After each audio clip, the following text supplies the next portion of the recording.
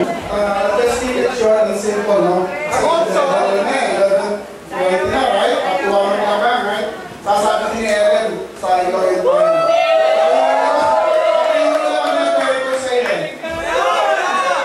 But anyway, no?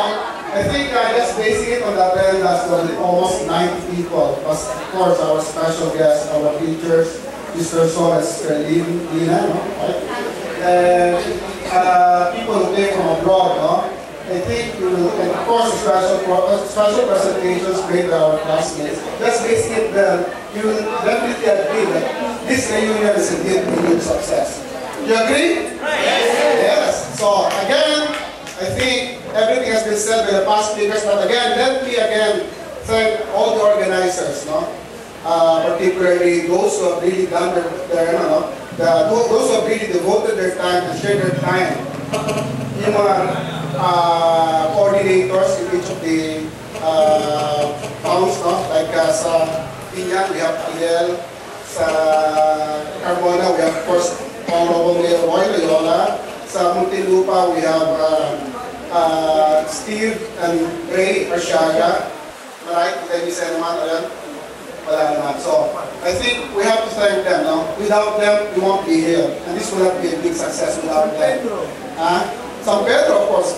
Manga na yan. So, I think they deserve a round of applause from us. Let's thank them. Thank you very much. No?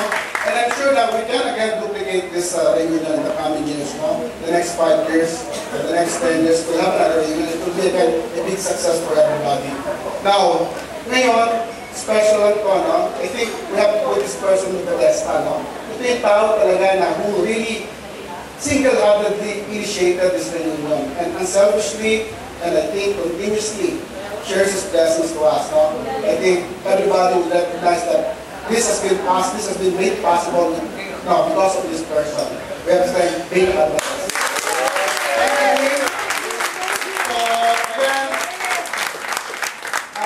Enjoy the party. My message to everybody is that enjoy your life, good health, good life to all.